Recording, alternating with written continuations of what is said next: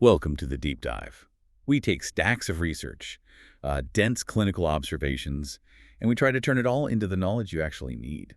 Essential knowledge for navigating, well, the complexities of modern life. Exactly.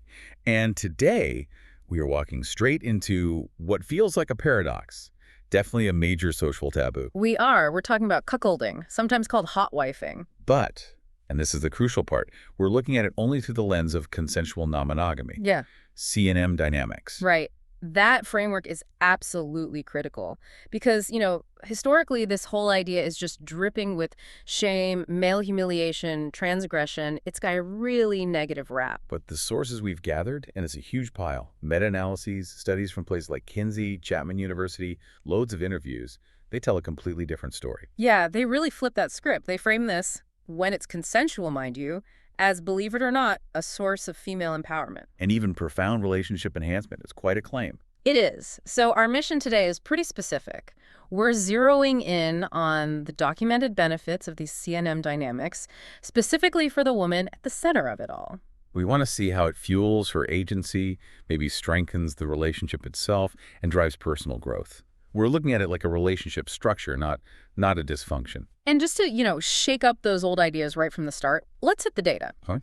Studies are consistently showing that women who are actively practicing consensual non-monogamy, they report significantly higher happiness levels, both personal and in the relationship, than married women in the general population. Higher, not just equal. Higher, Yeah. significantly higher in many studies. So this isn't just about, managing a rocky relationship. Their research actually suggests it can be a path for optimizing satisfaction. Optimizing. Wow. Okay, maybe even leading to better outcomes in the long run. That's what the data points towards, yeah. All right, let's unpack that central idea then. Empowerment. If that's the core finding, where's this power coming from? Well, the sources almost unanimously point to sexual agency. Okay, define that for us in this context. Because historically, female sexuality was, supposed to be passive, quiet, tied to duty. Exactly. Constrained by shame, expectations, kept within monogamy, often for reproductive purposes only. Sexual agency here is the direct opposite. It's a radical reclaiming of erotic self-ownership. Self-ownership, I like that. It means she has the right to actively direct her own sexual life, to choose the terms, the partners, the setting, free from those old cultural chains. Free from judgment, ideally. Right. And we saw this sentiment over and over in the clinical interviews we reviewed. Women saying things like, I own my sexuality, I own my body, I'm not dependent on just one person for validation. And that in itself is extremely liberating. I remember reading that quote. Yes, that feeling of liberation. It's the shift from feeling dependent to feeling like an owner. That's the engine. That's what's driving the empowerment everyone's talking about in the research. Yeah. Ownership, not dependency. It's a really powerful distinction. And you can see this desire, maybe not just in people doing it, but even in fantasies, right? Yeah. Dr. Limmeller's work really breaks this down. Oh, absolutely. His data just demolishes the old myth that, women are only doing this to please their male partner. It's just not borne out by the numbers. So what did he find? He looked at different types of fantasies. Yeah, he broke it down into voyeuristic versus exhibitionistic cuckolding fantasies. Voyeuristic is fantasizing about watching your partner with someone else. Okay. And how common was that? He found 26% of heterosexual women had that fantasy, but interestingly, it was higher for non-heterosexual women, 42%. Okay. Still significant numbers, but what about the other side, the exhibitionistic part? That's where it gets really telling. Exhibitionistic cuckolding, that's the fantasy of being the one who is watched, being the center of sexual attention and desire. Being the focus. Exactly. And the numbers there, they jump way up. 40% of heterosexual women reported this fantasy. 40%. Wow. And get this, 58% of non-heterosexual women, almost 6 out of 10. That's a huge difference. Yeah. So the fantasy, for a majority it seems, is less about watching the partner and much more about her own desirability being amplified, being seen as desirable by multiple people. Precisely. The analysis really confirms it. The core drive seems to be about her active sexual agency, moving away from being passive.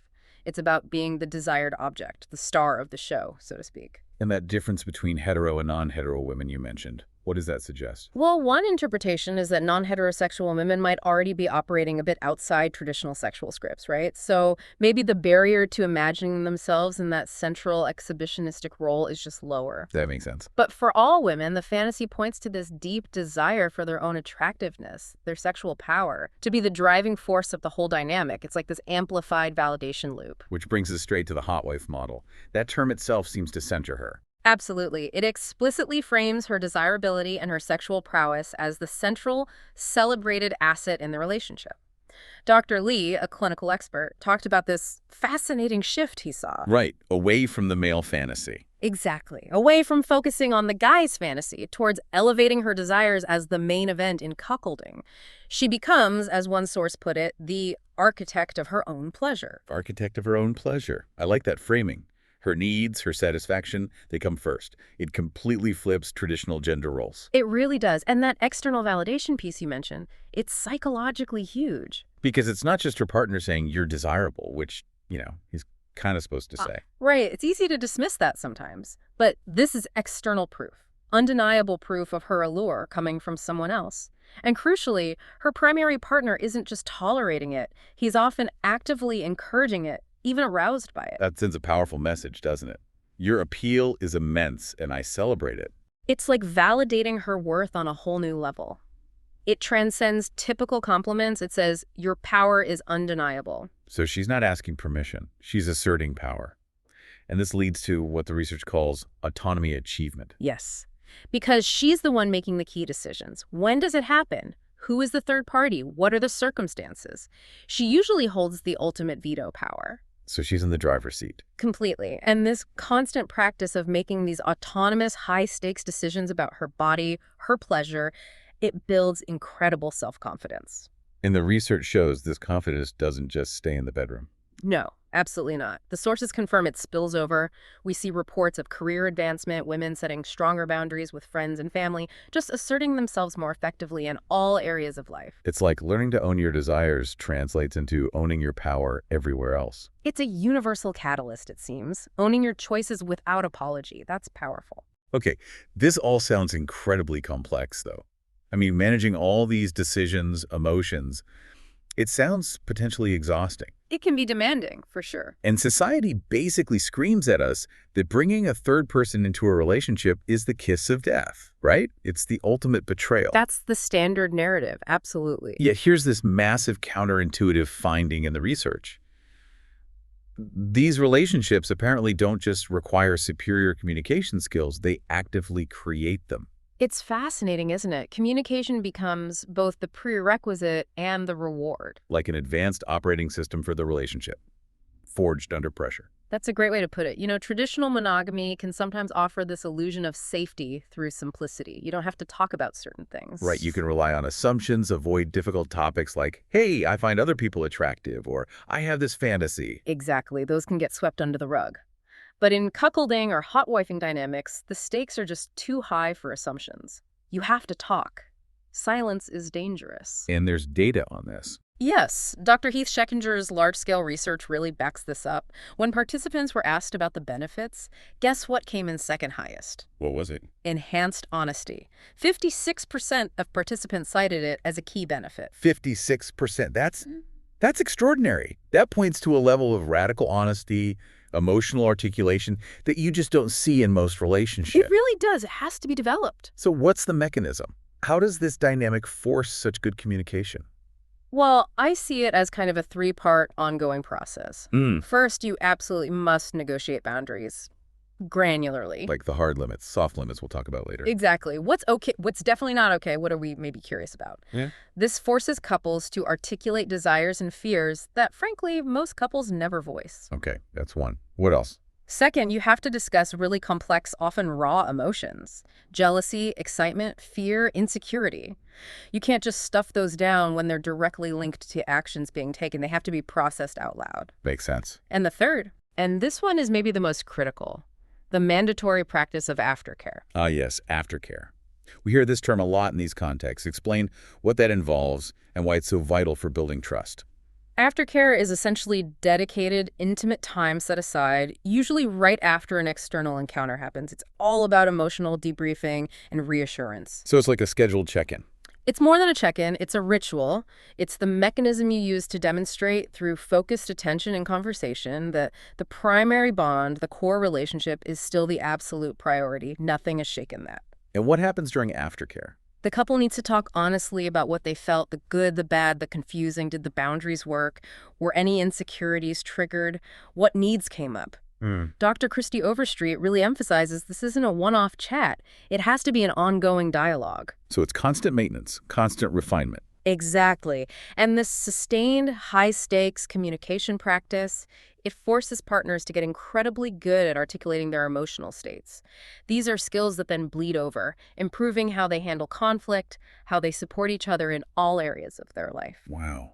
So the emotional labor required is so intense, it actually strengthens the relationship in ways standard monogamy might not even demand. That's what the research suggests. It builds a different kind of resilience. Which then helps us understand this thing the research calls the trust paradox. It just sounds wrong on the surface, right? How can non-exclusivity lead to higher trust? It seems completely backward, I know, but it forces you to redefine what trust actually means in a relationship. How so? Well, think about it. In many monogamous relationships, trust is often passive. It's defined as, I trust my partner because they haven't broken the rule of sexual exclusivity. It's trust by omission of rule breaking. Okay, I see that. Trusting they won't do something. Right. In these CNM dynamics, trust has to be actively earned and constantly demonstrated. It's built on honored commitments and radical transparency. Dr. Amy Morris did extensive research here. What did she find? Her work, looking at thousands of people, showed that individuals in CNM relationships often showed lower levels of relationship anxiety and avoidance and higher levels of security than many monogamous individuals. Interesting. So the commitment isn't about not desiring others, which is maybe unrealistic anyway. Right. It's often an unspoken, maybe impossible goal in monogamy. Instead, the commitment is to always communicate about those desires, feelings, attractions, and crucially, to always honor the boundaries that were explicitly negotiated. Boundaries that can change over time. Precisely. The woman in this case knows her partner is actively choosing to be with her, prioritizing their connection even while supporting her exploration.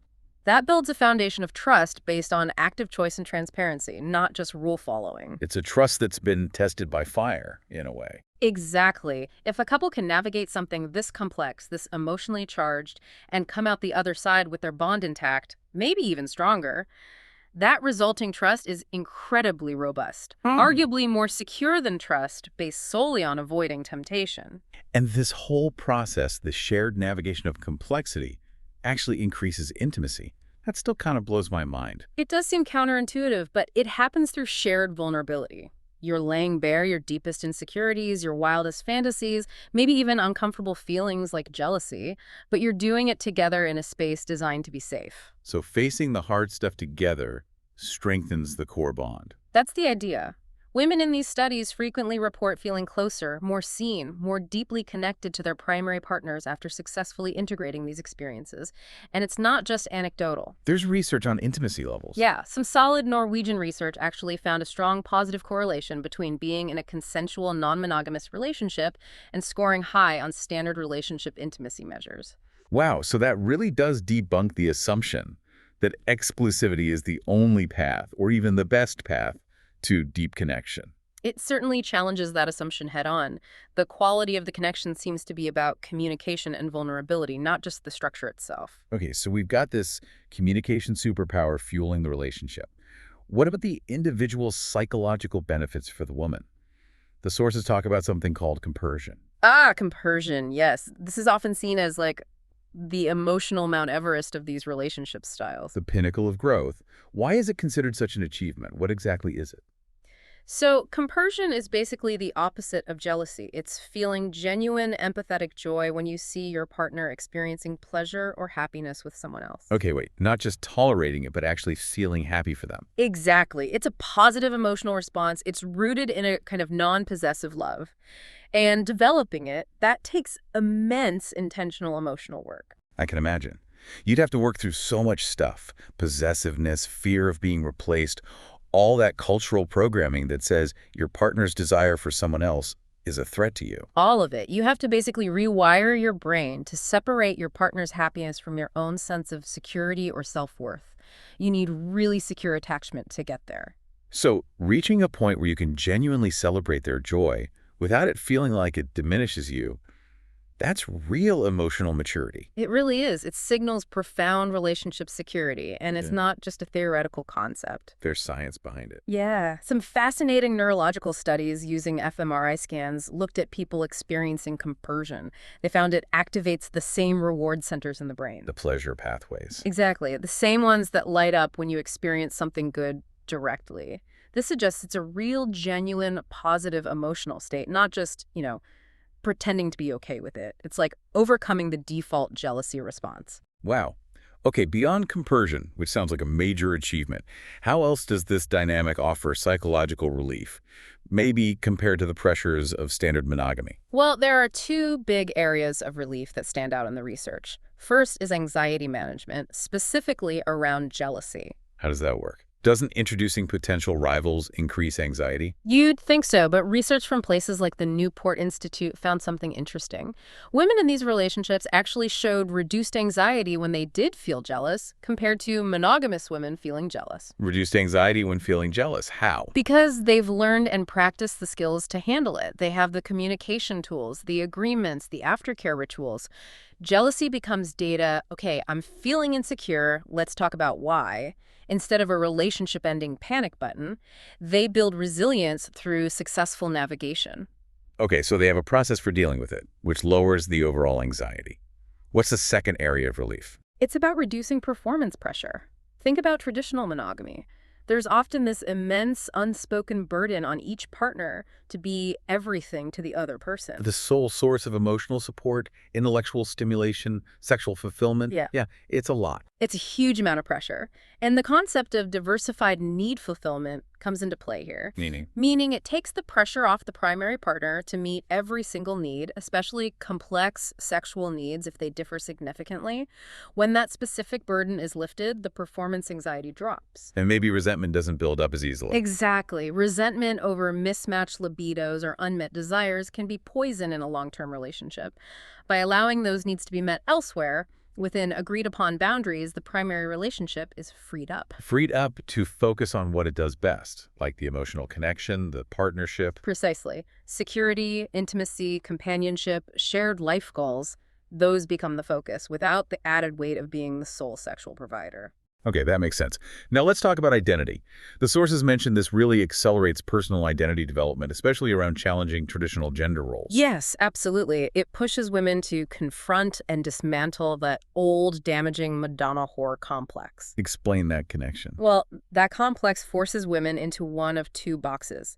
Either the pure, nurturing, somewhat asexual Madonna figure, or the sexually promiscuous, therefore bad, whore figure. There's no room to be both a committed partner and a person with vibrant, maybe even varied, sexual desires. So this dynamic allows women to claim both, to say, I can be a loving partner and explore my sexuality. Exactly. They embody both simultaneously. They claim sexual desire and even a desire for variety as legitimate parts of their identity, not things to be ashamed of or hidden, and the validation they receive is immense. We talked about the external validation, but how does that loop work internally for self-esteem? It's powerful. Being desired by others and having that desire affirmed and celebrated by your primary partner, that's a potent antidote to the dips in self-esteem many people experience, especially in long-term relationships. There was a concept mentioned, the erotic mirror. Can you elaborate on that? Yeah, it's a great analogy. Think of it like this. In standard monogamy, your partner holds the main mirror reflecting your desirability back to you. Over time, that reflection might get a bit familiar, maybe less intense. Or you might start doubting it. Right. In this dynamic, the primary partner is like the stable, loving frame around the mirror. But the external interest, the desire from the third party, that acts like a high-definition, brightly lit reflection. Leaving undeniable proof of her appeal. Undeniable, current proof. Yeah. And she internalizes that. Wow, I really am desirable, not just to my partner, but out in the world. It provides this consistent boost to confidence and self-worth. So this whole process of exploring desires, getting validation, challenging norms, it really accelerates self-discovery and empowerment. It seems to be a powerful engine for self-acceptance and claiming personal power, yeah. Okay, we've covered the individual psychological wins. Let's zoom out again. The big picture. Relationship outcomes. Longevity, satisfaction. Hmm. What does the hard data really say when you compare these C&M relationships to traditional monogamy? Well, if you look at the large-scale research, the consensus is remarkably clear, and it might surprise a lot of people. Lay it on us. Study after study, including major meta-analyses, consistently shows equal or sometimes even superior relationship satisfaction among people practicing ethical, consensual non-monogamy compared to monogamous couples. Equal or superior, not worse. Not worse. For example, a big meta-analysis published in the Journal of Sex Research just recently, I think it was 2024, pulled together data from 35 different studies. That's over 24,000 participants. Okay, huge sample size. What did it find? It found no significant difference in general relationship satisfaction between CNM and monogamous folks. No difference. So the idea that monogamy is inherently better for relationship happiness just isn't supported by this data. It flatly contradicts that assumption. And interestingly, that same analysis noted that CNM individuals often reported slightly higher sexual satisfaction and orgasm rate. Higher sexual satisfaction, too. Okay. So if the overall satisfaction is comparable, maybe even better in some aspects, then this structure isn't just some fringe thing. It could actually function as a problem-solving tool for some couples. Exactly. Think of it as a potential tool in the relationship toolkit, especially for long-term couples facing specific challenges. Like what kind of challenges? The most obvious one is dealing with what researchers call sexual overfamiliarity.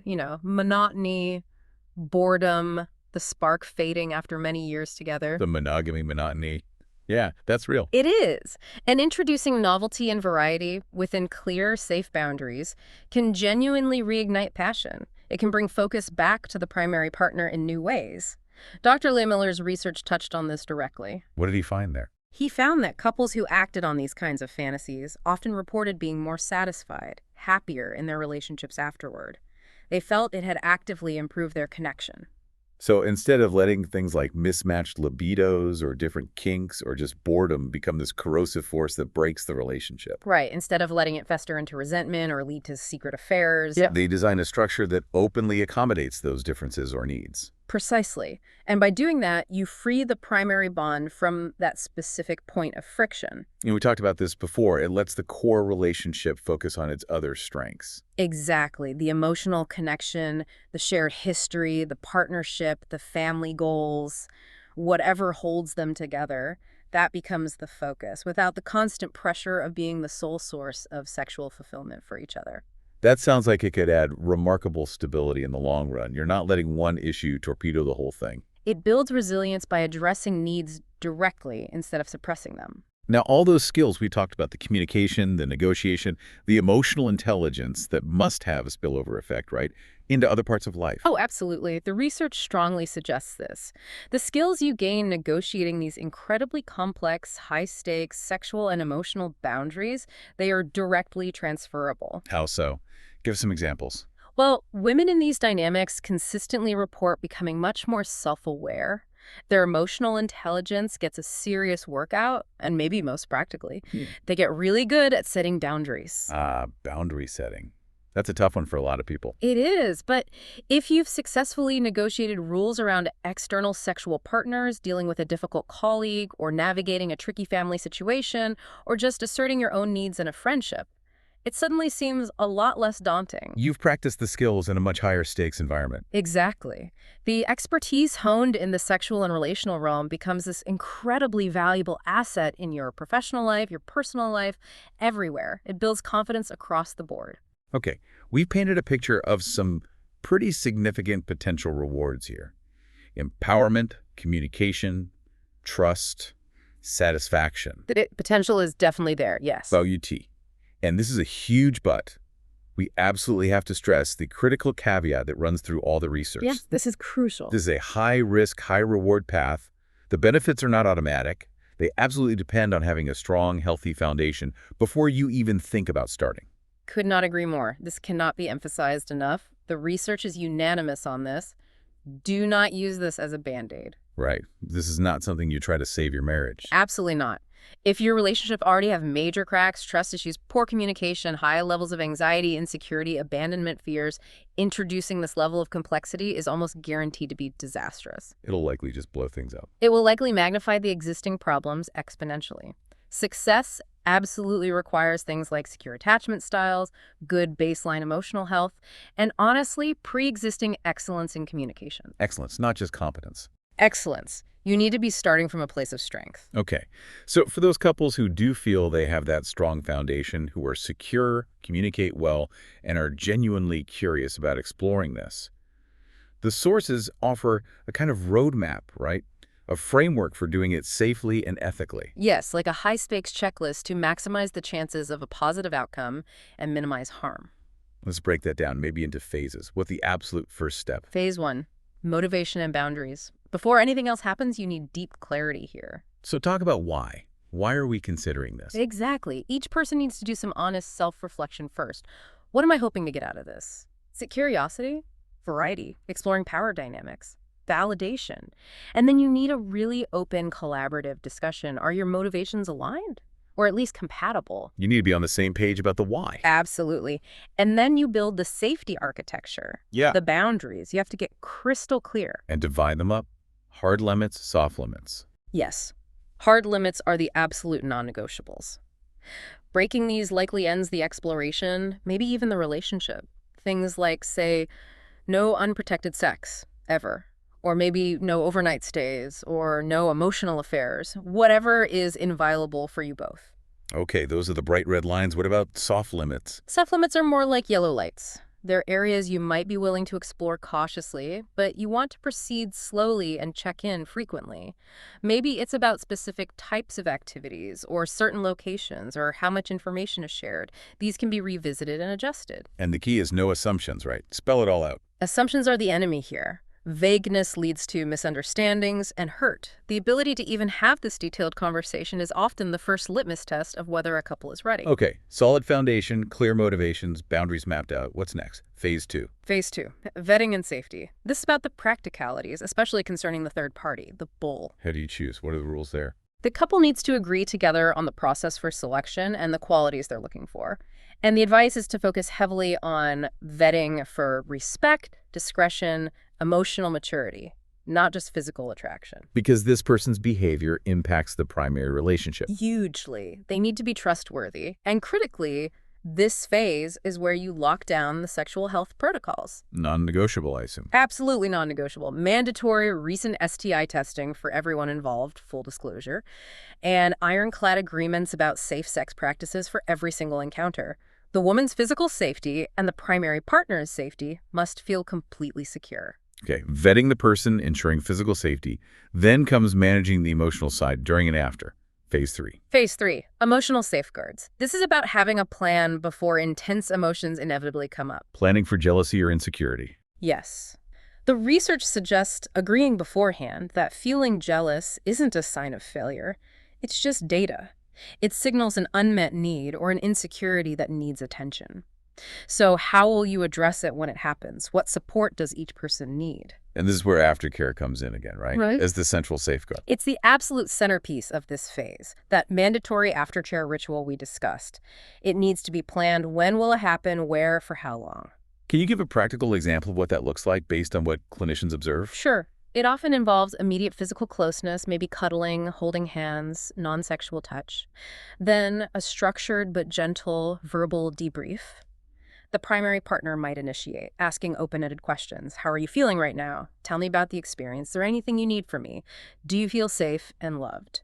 So it's focus, reassurance, and reconnection. Totally. Reaffirming the primary bond, grounding back in us. It's actively demonstrating that the external experience didn't damage the core connection. That ritual is what helps transform a potentially threatening experience into something that can actually build trust. That sounds incredibly important. Okay, one more phase. What if it's just not working out? Phase 4, the exit strategy. This is about ensuring consent is truly ongoing and can be withdrawn at any point. The veto power you mentioned earlier. Exactly. Both partners must agree explicitly up front that each person has the absolute right to pause the exploration or stop it completely at any time, for any reason, without facing punishment, guilt trips, or resentment. So if someone gets uncomfortable, scared, or just changes their mind? They can hit the brakes immediately. No questions asked, exploration stops. This provides the ultimate safety net. It ensures the whole process remains fully consensual, not something anyone feels pressured or obligated to continue. Okay. So that framework, motivation boundaries, vetting safety, emotional safeguards, exit strategy, that's the minimum requirement for navigating this safely. That's what the consensus from the research and clinical practice points to, yes. Maturity, diligence, meticulous planning, and robust emotional skills are prerequisites. Without them, the potential for harm is just too high. It decisively outweighs the potential benefits, yes. Hashtag tag outro. Well, this has been quite the deep dive. We've definitely reframed a dynamic that's usually kept in the shadows or just flat out condemned. It's certainly challenged some common assumptions. And the research, when you look at it closely, is pretty compelling. It suggests that consensual cuckolding or hotwifing, when it's built intentionally on that foundation of transparency, respect, and all those safeguards we just discussed, Right, with all those caveats in place. it can actually be a powerful vehicle for female sexual agency, for developing truly superior communication skills, for building deep trust through shared vulnerability, and for driving significant personal growth. It represents a fundamental shift, potentially, from an old, often male-centric script to one that can genuinely celebrate and center the woman's desire, her choice, her power. The findings really do push us, don't they, to look beyond the knee-jerk reactions, the historical stigma. They absolutely do. They highlight why we need continued, unbiased research into all kinds of diverse relationship structures, and they seriously challenge those social frameworks that just pathologize anything non-monogamous without actually looking at the evidence. Because the evidence suggests the benefits, confidence, satisfaction, stronger bonds can be very real for the people involved, provided they navigate it ethically and skillfully. The potential is there, documented in the data. So we'll leave you, our listeners, with a final thought to chew on, kind of synthesizing everything we've looked at today. Go for it. If the research consistently suggests that the specific structure of the relationship, whether it's monogamous or non-monogamous, matters less than the quality of the connection within it, the communication, the respect, the shared values, If those are the key ingredients. then is it possible that the ultimate blueprint for a lasting, fulfilling modern relationship isn't about blindly following a preset rulebook, like monogamy? Is it maybe about consciously prioritizing authentic desire and building a relationship framework that's custom designed for the unique needs and desires of the actual people in it? A structure that's intentionally built, piece by piece, to honor the complex reality of those two individuals. That might just be the most resilient, most durable definition of a successful partnership for the future. Something to think about. Thank you for joining us for the deep dive. We'll see you next time.